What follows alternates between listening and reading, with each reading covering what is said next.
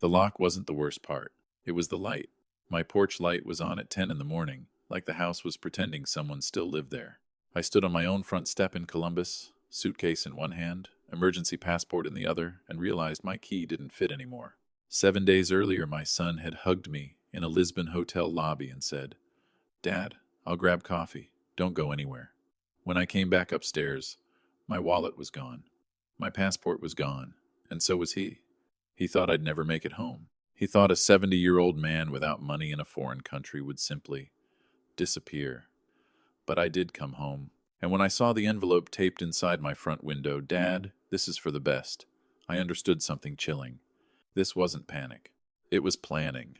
What my son didn't know was that I had spent 35 years working in municipal compliance. Paperwork has fingerprints. Dates tell stories. And he had made one mistake, just one, that would cost him everything. If you've ever trusted someone more than yourself, stay with me. Because the house behind that door wasn't the only thing he was about to lose. I used to tell people Ethan was my retirement plan, not financially, but emotionally. After my wife passed, the house felt too quiet, and he filled it with confident energy spreadsheets open on my kitchen table, talking about market timing and estate efficiency like he was doing me a favor by being born ambitious. "Dad, you shouldn't be handling all this alone," he'd say, tapping numbers into his tablet. I was tired then. Grief does that, it makes paperwork feel heavier than it is. So when he suggested consolidating accounts, putting the house into a trust for tax reasons, and setting up shared access in case of emergencies, I nodded. I signed. I didn't read every page. Tell me honestly, if your own son slides documents across the same oak table where you taught him multiplication, do you scan for betrayal? Or do you see the 5-year-old who once cried because he thought you'd leave him at kindergarten? Trust isn't dramatic. It's quiet. It happens in ordinary moments. That's why it's so easy to weaponize. What I didn't realize was that Ethan wasn't simplifying my life. He was restructuring it. Every account password updated. Every utility redirected. Every notification routed through him first. I thought I was gaining help. In reality, I was surrendering visibility. And once you can't see what's happening in your own house, someone else can rearrange it without you noticing until the day you're standing outside, key in hand, and the lock doesn't recognize you anymore. The trip to Portugal was his idea, and that should have been my first question. "You always wanted to see Europe with Mom," Ethan said one evening, pouring me a glass of wine I didn't ask for. "Let me take you. My treat." It sounded thoughtful, generous, healing. He booked everything himself, flights out of JFK, a hotel in Lisbon overlooking the river, even airport transfers. I remember watching him move confidently through John Glenn Airport, boarding passes on his phone, my details already handled. I didn't carry much cash because he said I wouldn't need to. "Dad, it's 2024, everything's digital." The first 2 days were almost beautiful. We walked narrow cobblestone streets in Alfama. He took photos of me near the water like he was documenting proof of devotion. On the third morning, my credit card declined at a cafe. He smiled casually. "Fraud alert. I'll fix it." He asked to hold my wallet so he could call the bank from the hotel room where the Wi-Fi was stronger. That night, he didn't return. At 5:12 a.m., the front desk clerk knocked gently and said my son had checked out. One-way flight. New York. My passport was gone from the room safe. So was my wallet. I stood there staring at the indentation on the mattress where his suitcase had been. That's when the story in my head changed. This wasn't abandonment in panic. It was removal by design. And if he planned this part so carefully, what exactly was waiting for me back home? The first night alone in Lisbon, I didn't panic. Not immediately. Panic wastes oxygen, and at 70, you learn oxygen is precious. I went downstairs and asked the front desk to check the room safe again, even though I already knew it was empty. The young clerk avoided eye contact when he told me my son had settled the bill and left instructions that I would manage the rest. Manage with what? I had no wallet, no passport, no access to my bank, because Ethan had insisted on two-factor authentication routed through his phone for security. I sat in the marble lobby watching tourists roll their suitcases across polished floors, and for the first time in my life, I felt invisible. Not robbed, not lost, removed. The U.S. Embassy took 3 days to issue emergency documents. 3 days of sleeping in a modest guest house, paid for by a sympathetic receptionist, who said her father once trusted the wrong person too. On the second afternoon, I borrowed a public computer and tried logging into my email. One notification caught my eye. Franklin County Recorder. Property transfer filed. Date submitted the day before we left for Portugal. I opened the attachment. My house address. My name. My signature. Transferred into a family trust, managed solely by Ethan Walker. The notary verification was dated 2 days after I'd already landed overseas. That's when something steadied inside me. He didn't just strand me. He needed me physically gone. And that meant whatever he did next depended on me not coming back. I didn't call Ethan from Lisbon. I didn't leave angry voicemails or send desperate emails asking why. If he believed I was confused, frightened, and helpless, then that belief was useful to me. The embassy staff helped me secure a temporary passport, but what they couldn't restore was access to my finances. Every security alert routed to Ethan's number, every recovery code tied to his email. I had never noticed how thoroughly he had inserted himself between me and my own life. On the flight back to Ohio, I replayed the timeline. Documents signed before the trip. Trust filed while I was overseas. Notary dated after my departure. That wasn't sloppy, it was overconfident. When I landed, I didn't go straight home. I went to Margaret Ellis. We'd worked together decades ago in municipal compliance. She now specialized in property litigation. Her office smelled like old paper and lemon polish. I placed the printed trust documents in front of her and said, "My son thinks I'm not coming back." She read quietly, lips tightening at the notary stamp. "Where were you on this date?" she asked. "Lisbon." She nodded once. "Then this isn't a family misunderstanding." She looked at me carefully. "It's fraud." Hearing the word out loud didn't feel dramatic. It felt clarifying. Margaret filed a temporary injunction before close of business that same afternoon, placing a legal freeze on any sale or refinancing of the property. No confrontation, no warning, just paperwork moving faster than he expected. And for the first time since that hotel room in Portugal, I felt something return to me. Control. The injunction went through faster than I expected. By the next morning, a notice of pending litigation was attached to my property title. It wasn't dramatic. No flashing lights, no officers at the door. Just a digital flag in the county system that quietly told every lender and buyer, "Do not touch." Around noon, Margaret received a call from a title company asking about a scheduled closing. Scheduled closing. I hadn't even stepped back inside my house yet, and Ethan was already trying to sell it. The listing had gone live 2 days earlier. Professionally staged photos showed my living room stripped of personality, neutral throw pillows, rented artwork. Even the navy armchair where I used to drink coffee was gone. My wife's china cabinet wasn't visible in a single frame. It felt like I was looking at a sanitized version of my own life, prepared for strangers. Margaret turned her monitor toward me. "He's moving quickly," she said. "That usually means he thinks he's safe." The list pendants froze the transaction immediately. Buyers don't gamble on family lawsuits. Banks don't finance disputed assets. The trap didn't snap loudly. It sealed quietly. That evening, my phone rang for the first time since Lisbon. Ethan's name lit up the screen. His voice wasn't apologetic. It was irritated. "Dad, what did you file?" I didn't raise mine. "Why is the notary dated after I left the country?" Silence followed, not confusion, not denial, calculation, and in that pause I understood something important. He hadn't expected resistance.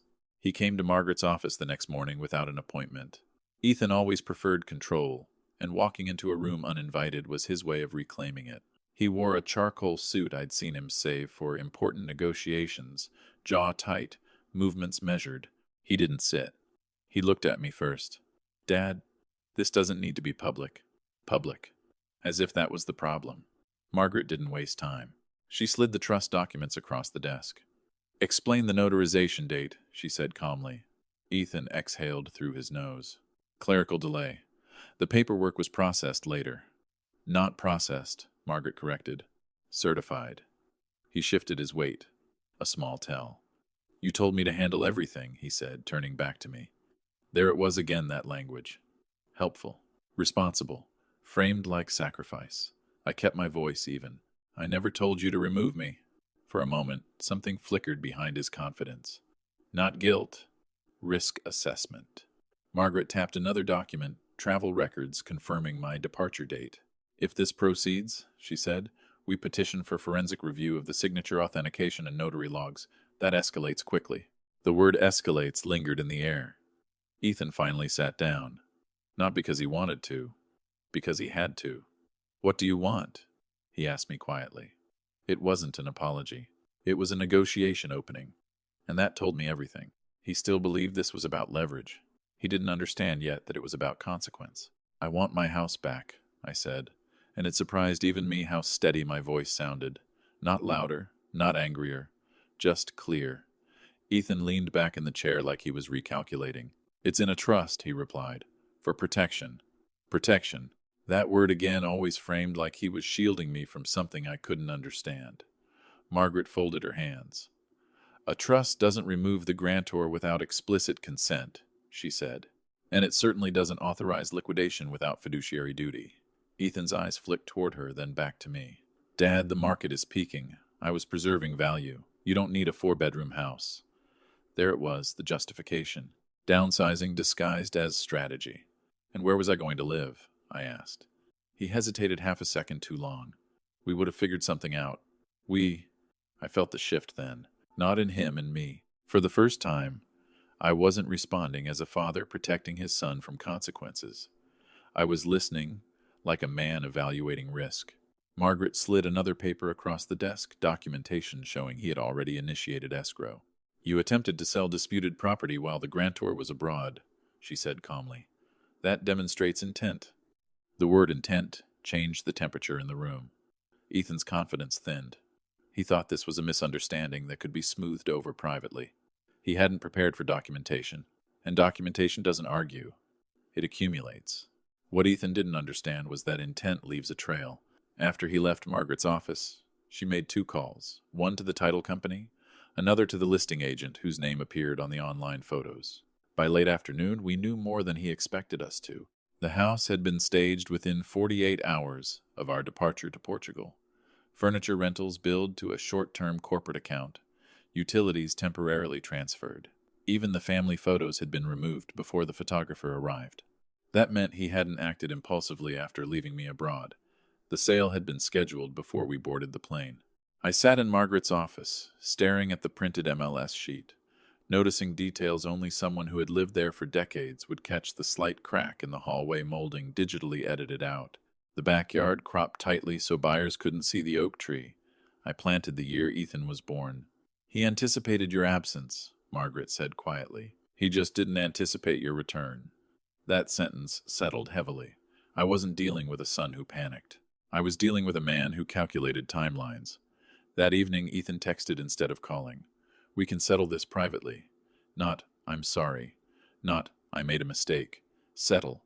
As if this were a business dispute between equals. I typed one sentence back. "All communication goes through counsel." When I pressed send, something shifted permanently. I wasn't just protecting property anymore. I was protecting reality. 3 days after the injunction, the buyer backed out. Not because of me. Because of uncertainty. Margaret forwarded me the email. "Due to pending litigation, my clients are withdrawing their offer effective immediately." Clean, professional, detached. That's how deals collapse without emotion. I wondered if Ethan had promised them a smooth close, a quick transfer, maybe even a story about an aging father transitioning to assisted living. It would have sounded responsible, strategic. That's what made this sting differently. He hadn't painted me as cruel or unstable. He had painted me as obsolete. Later that afternoon, Margaret obtained the notary's registry entry connected to the trust filing. The signature log didn't match the timestamp submitted to the county. The notary seal had been applied electronically after hours. "This," she said, tapping the page, "is procedural exposure." I asked her what that meant in plain language. She looked at me carefully. "It means if this proceeds to court, he won't just lose the house." That was the first moment I felt something close to grief instead of anger, because consequences don't scale neatly. They expand. That evening, Ethan showed up at the house. I watched from Margaret's car across the street as he realized the key no longer turned. She had advised me to change the locks legally once the injunction was filed. He stepped back, confused, then pulled out his phone. A second later, mine vibrated. I didn't answer. For once, he was the one standing outside. I let the phone ring, then stop, then ring again. From Margaret's car across the street, I watched Ethan step back from the front door like the house itself had rejected him. The new lock gleamed under the afternoon sun, installed legally, documented properly, every step advised. There's a difference between being locked out unlawfully and being denied access by court protection. He was experiencing the second. My phone buzzed with a voicemail notification, then a text. "Dad, this is ridiculous." Another message followed quickly. "You're embarrassing yourself." That one almost made me laugh, because embarrassment requires an audience, and right now, the only witnesses were legal records and timestamps. Margaret lowered her sunglasses slightly. "He didn't expect you to assert possession." "He thought I'd argue," I said quietly. "Not act." That's the mistake people make when they underestimate someone older. They confuse silence with weakness. They assume patience equals confusion. Across the lawn, Ethan tried the garage keypad. It beeped red. He looked smaller somehow. Not physically. Strategically. A few minutes later, he walked back to his car, sat inside, and stayed there for a long time without starting the engine. I wondered what narrative he was constructing now. Victim of an overreaction? Son betrayed by stubborn father? My phone buzzed again. "We can fix this. Just drop the filing." I didn't respond. Because here's something I've learned. When someone asks you to drop protection, it usually means it's working. 2 mornings later, we filed the formal complaint. Not a threat. Not a warning. A complaint. Fraudulent notarization. Breach of fiduciary duty. Attempted unlawful transfer. Margaret drafted it with the kind of calm precision that only comes from experience. No emotional language. No character attacks. Just dates, timestamps, and documented inconsistencies laid out in clean chronological order. Reading it felt surreal. My life reduced to numbered paragraphs. "You understand," she said gently. "Once this is served, it escalates beyond negotiation." I nodded. Escalation wasn't the goal. Clarity was. Ethan had framed everything as efficiency market timing, equity protection, strategic restructuring. The complaint reframed it as intent. That afternoon, a process server delivered the documents to his downtown office. I didn't attend. I didn't need to see his face. But an hour later, my phone lit up with his name again. I let it go to voicemail. His message was shorter this time. No irritation, no accusation, just tension. "Dad, call me before this goes too far." Before. That word lingered. In his mind, this hadn't gone far yet. It was still reversible, still containable. But legal filings create momentum. They don't disappear because someone feels uncomfortable. Later that evening, Margaret received confirmation that the court had scheduled an expedited review due to potential fraud. That was faster than expected. When she told me, I felt something settle inside me. Not triumph. Not satisfaction. Just inevitability. And inevitability is far more powerful than anger. The hearing was scheduled for the following Tuesday. Expedited review. That phrase sounds technical, almost harmless.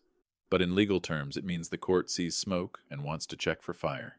Margaret prepared meticulously certified travel records, embassy documentation proving my presence overseas, metadata timestamps from the trust filing, and the notary registry discrepancy. Everything aligned too cleanly for coincidence.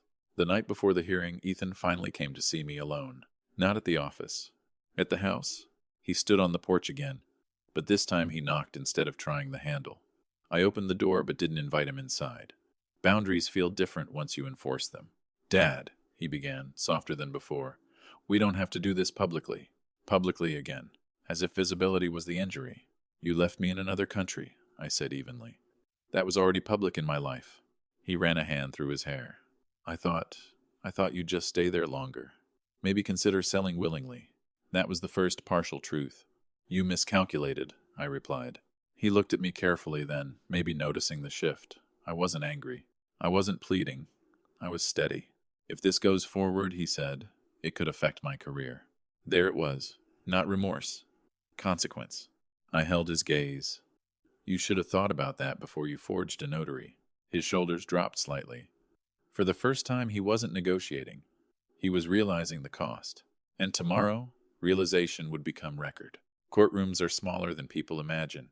Not dramatic, not cinematic, just controlled. Ethan stood at the opposite table in a navy suit this time, flanked by his attorney, a younger man flipping nervously through a binder that looked thinner than Margaret's single folder. That difference mattered. Not emotionally, Logistically, the judge began with one question. Was the grantor physically present in the state on the date of notarization? Margaret didn't embellish. She submitted my passport entry stamp, airline departure record, and embassy affidavit confirming I was in Lisbon when the certification occurred. Clean, chronological, undeniable. Ethan's attorney attempted explanation. Administrative delay in digital stamping. The judge interrupted. Notary logs are sequential and time-stamped. Silence followed. That kind of silence is different from hesitation. It's structural. It means something doesn't hold.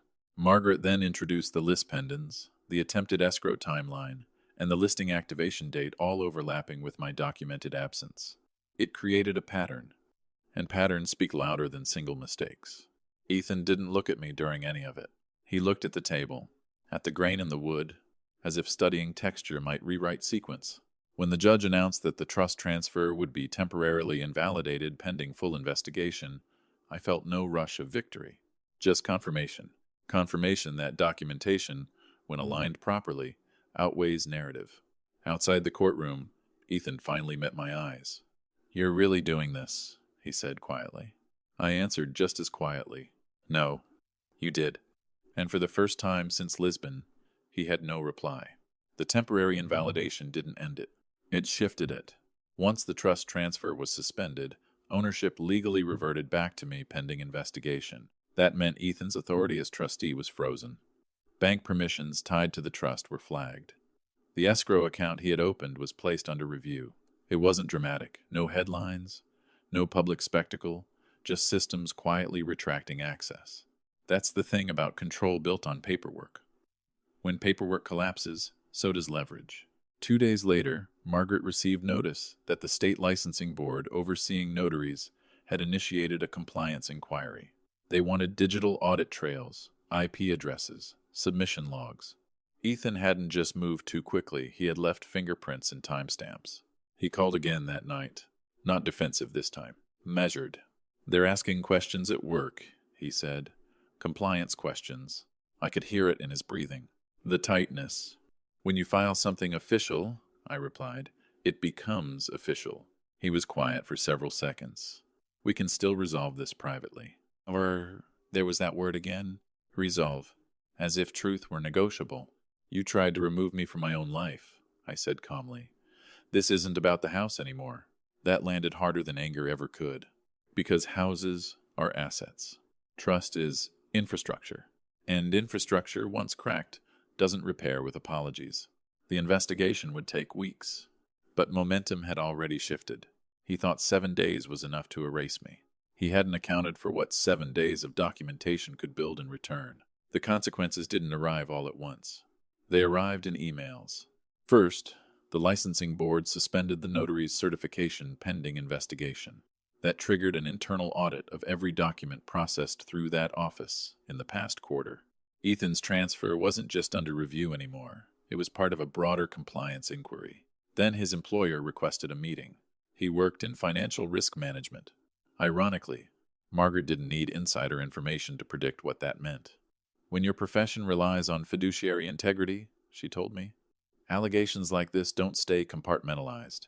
That evening, Ethan asked to meet somewhere neutral. We chose a quiet coffee shop halfway between his apartment and my house. He arrived without a suit this time. No structured posture. No controlled tone. "They're putting me on administrative leave," he said, staring into his cup. I listened. "They think I manipulated documentation for personal gain." "You did," I replied, not harshly, just accurately. He looked up sharply. "I was trying to secure our future." Our. That word no longer included me. "You secured leverage," I said. "Not stability." Silence settled between us, thicker than before. For the first time, he wasn't defending the paperwork. He was confronting the outcome. "I didn't think you'd fight it," he admitted quietly. That was the most honest sentence he'd spoken since Lisbon. Not remorse. Calculation error. And in that moment, I understood something clearly. He hadn't underestimated the law. He had underestimated me. And that miscalculation was costing him far more than a house. Administrative leave became formal suspension within a week. Not termination. Worse, uncertainty. His firm issued a statement citing ongoing review of compliance discrepancies related to fiduciary conduct. polite language, heavy implication. In finance, reputation moves faster than facts. Clients ask questions before investigations conclude. Colleagues distance themselves before outcomes are final. He came to the house again, not knocking this time, just standing at the edge of the driveway like a visitor unsure of his welcome. I stepped outside. No lawyers, no documents, just us. They're freezing my access, he said. Email, client files, everything. I nodded once. That's what freezes do. He looked tired now. Not defeated, just recalculating with fewer variables in his favor. I didn't think it would spiral, he admitted. Spiral. That word suggested chaos. But nothing about this was chaotic. It was sequential. You filed something knowing I wasn't present, I said evenly. You listed the house while I was stranded. That wasn't a spiral. That was a plan. He swallowed. I thought you'd understand eventually. Understand what? That I was an obstacle? That removing me temporarily justified permanence? He looked at the house behind me, the windows reflecting late afternoon light. I was trying to optimize everything, he said quietly. I held his gaze. People aren't portfolios. That landed deeper than accusation. For the first time, I saw something different in his expression. Not fear, not strategy, recognition. And recognition, unlike negotiation, can't be outsourced. The full hearing was set for early spring. By then, the temporary invalidation had matured into something heavier, a formal civil proceeding. Discovery requests were issued, digital records subpoenaed, server logs traced. The notary, under pressure, provided a sworn statement admitting the certification had been processed remotely as a courtesy after receiving pre-signed documents. Courtesy? That word unraveled everything. Because courtesy implies awareness, and awareness implies intent. Ethan's attorney attempted damage control, arguing procedural misunderstanding rather than deliberate fraud. But intent doesn't rely on confession, it relies on pattern. The timeline showed preparation before departure. The staging invoices predated our flight. The escrow communication occurred while I was still overseas. It formed a clean arc. Remove, transfer, sell. When we sat in court again, the judge didn't raise his voice. He didn't need to. He referenced statutory language about fiduciary responsibility and material misrepresentation. The trust was voided. The transfer declared invalid. Further investigation into civil penalties was recommended. It wasn't dramatic. It was definitive. Outside the courthouse, reporters weren't waiting. No cameras. Just gray skies and quiet steps echoing off concrete. Ethan stood beside me for a moment. They're recommending disciplinary review, he said, almost to himself. I nodded. 7 days. That's how long he thought it would take to remove me. It took a few weeks to reverse it. But reversal isn't the same as repair. And some structures once exposed don't go back to what they were. The formal penalties weren't criminal. They were structural. The court ordered restitution for legal costs and referred the findings to the state's Financial Oversight Board. The notary lost certification permanently. Ethan's firm extended his suspension pending outcome of the regulatory review. In finance, that kind of language lingers longer than verdicts. The house, legally and cleanly, returned to my name alone. No trust. No shared control.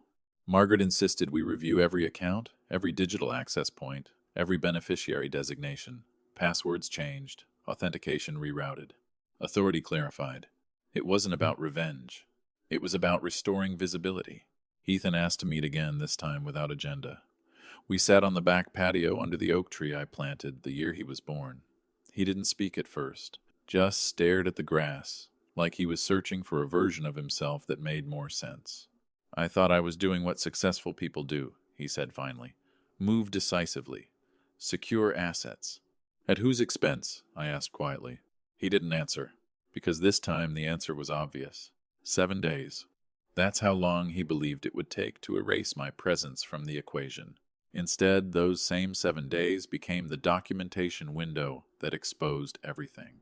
I never meant for it to go this far, he said. I believe that, not because he lacked ambition, but because he lacked restraint. And restraint, once lost, doesn't return easily.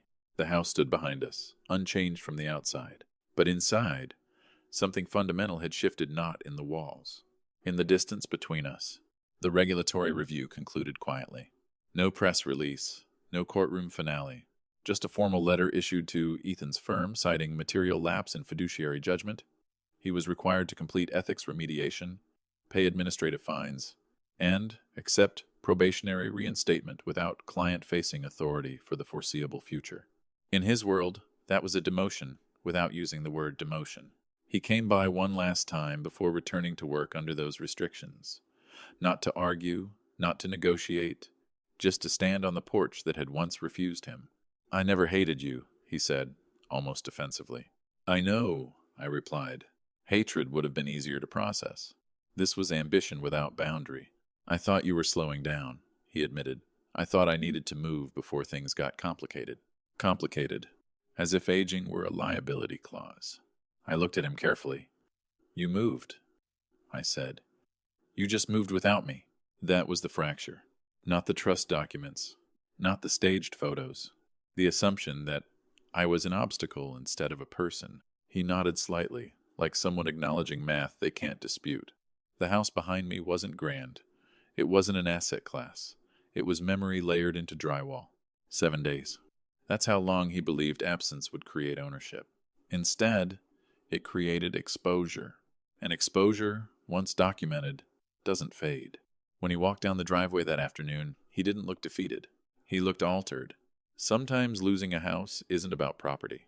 It's about realizing you misjudged the foundation. The house is quieter now. Not empty. Just honest. I walk through it differently these days.